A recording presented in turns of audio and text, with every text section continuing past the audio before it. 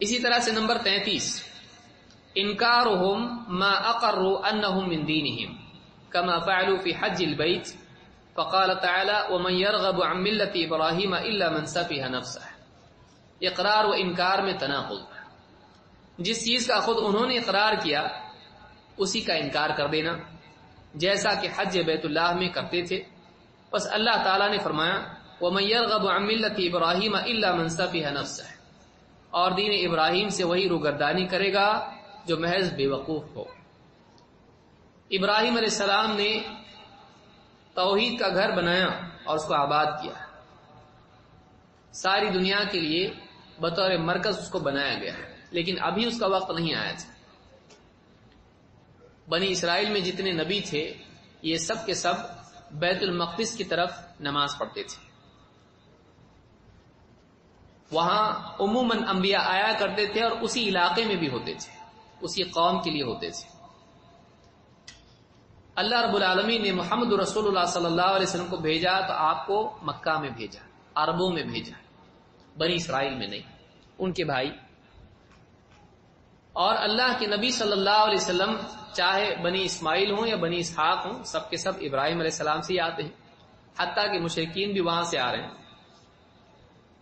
اب آپ غور کریں کہ مشرکین جو اپنی نسبت ابراہیم علیہ السلام کی طرف کرتے تھے، جب بیت اللہ مسجد حرام اللہ تعالیٰ نے اس کو قبلہ بنا دیا ہے، جو کہ ان کے مانے ہوئے نبی کا ہے، جس سے اپنی نسبت وہ جوڑتے ہیں ابراہیم علیہ السلام، لیکن جب نبی کریم صلی اللہ علیہ وسلم نے اسی گھر کو اللہ کی وحی کے تابع ہوتے ہوئے قبلہ بنا لیا تو مشرکین نے اس کا انکار کر دیا، اور اسی طرح سے یہود و نصارہ نے بھی اس کا انکار کر دیا، جبکہ سب کے سب ابراہیم علیہ السلام اور ان کے بنائے ہوئے گھر کو مانتے تھے۔ خاص طور سے مشرکین آپ کے مخالف ہو گئے اور کہنا شروع کر دیا کہ یہ کیسا نبی ہو سکتا ہے، اتنے سارے نبیوں کا قبلہ تھا اس کو بدل کے اس نے دوسرا کر دیا، جبکہ مشرکین مانتے تھے کہ عظمت والا گھر کعبہ ہے، مرکزیت اس کی مانتے تھے، اس کی تولیت پہ فخر کرتے تھے۔ لیکن جیسے نبی صلی اللہ علیہ وسلم نے اس بات کا اعلان کر دیا اور اللہ تعالیٰ نے آیت نازل کی قَدْ نَرَى تَقَلُّبَ وَجْهِكَ فِي السَّمَاءِ فَلَنُوَلِّيَنَّكَ قِبْلَةً تَرْضَاهَا، اے نبی ہم نے آپ کے چہرے کا بار بار آسمان کی طرف اٹھنا پلٹنا دیکھ لیا، لیجئے اب آپ کو ہم اسی قبلے کی طرف پھیر دیتے ہیں جس میں آپ کی مرضی ہے۔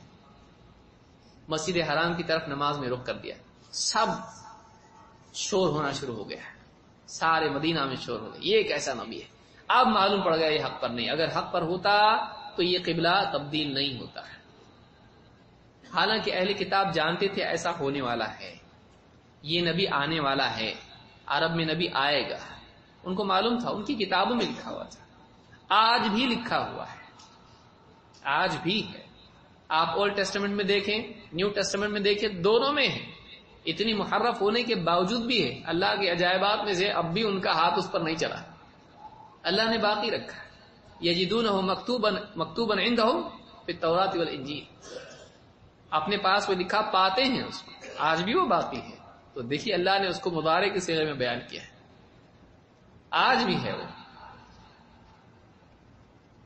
اور آپ دیکھیں گے کہ موسیٰ علیہ السلام سے نسبت اللہ نے جوڑی ہے، انا ارسلنا الیکم رسولا شاہدا علیکم کما ارسلنا الی فرعون رسولا، باقی سارے رسولوں کی بجائے موسیٰ علیہ السلام سے جوڑا، اور ایک خاص مناسبت اللہ کے نبی صلی اللہ علیہ وسلم کی موسیٰ علیہ السلام سے تھی۔ معراج میں دیکھیے کون بتایا 50 نہیں کر پائیں گے، اور واقعی صحیح بتایا، 5 نہیں کر پائیں گے تو 50 کہاں سے کریں گے؟ معراج کی رات میں موسیٰ علیہ السلام نے بتلایا، اور اللہ کے نبی صلی اللہ علیہ وسلم نے کہا اللہ موسیٰ پر رحم کر۔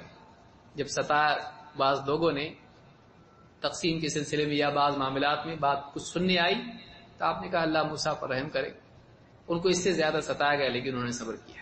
کئی اعتبار سے موسیٰ علیہ السلام سے نبی کریم صلی اللہ علیہ وسلم کی مناسبت تھی، لیکن انہوں نے، ان کی کتاب میں تھا موسیٰ علیہ السلام کی طرح ایک رسول میں بنی اسرائیل کے بھائیوں میں کھڑا کروں گا، یہ آج بھی ان کی کتاب میں لکھا ہوا ہے۔ اور انجیل میں بھی عیسیٰ علیہ السلام کے اقوال میں سے قول یہ ہے کہ میں جاؤں گا تبھی اس کو بھیجا جا سکتا ہے. وہ صداقت کا پیغمبر ہوگا اور مجھ پر جو تہمتیں ہیں ان سے مجھ کو پاک کرے گا. آج بھی لکھا ہوا ہے. آپ پوری تاریخ میں دیکھیے کوئی ایک شخصیت ایسی بتائیے جس نے عیسیٰ علیہ السلام اور ان کی والدہ حضرت مریم پر عالمی سطح پر لگے ہوئے دھبوں کو صاف کیا سوائے محمد رسول اللہ صلی اللہ علیہ وسلم. کوئی اور ریلیجن بتائیے, کوئی اور دین بتلائیے جس میں یہ ہوا ہو سوائے اسلام کے. تو نبی کریم صلی اللہ علیہ وسلم کی صداقت, آپ کی نبوت ان کی کتابوں میں تھی, لیکن انہوں نے انکار کر دیا. جیسی قبلے کی آیات آئیں انکار کر دیا. مشرکین نے انکار کر دیا. حالانکہ وہ ابراہیم علیہ السلام خوش ہونا چاہیے تھا, چلو مکہ میں کعبہ ہے, قبلہ ہے, اور واقعی یہ نبی بھی اسی نسب سے ہے, تو دیکھو واپس سے ہمارا مرکز بن گیا. لیکن انہوں نے کیا کیا, عصبیت کی وجہ سے اپنی ہی مانی ہوئی عظمت کا بھی انکار کر دیا. اللہ کے نبی صلی اللہ علیہ وسلم کی نبوت کا انکار کیا اور اسی کو بہانہ بنایا آپ کی تردید کے لیے. تو یہ بھی اہل جاہلیت کی روش تھی کہ جس کا وہ خود مانتے تھے, جس کا وہ اقرار کرتے تھے, وقت آنے پر خود ہی اس کا انکار بھی کر دیتے تھے. اور یہ سارا عصبیت کی وجہ سے تھا, ضد کی وجہ سے تھا.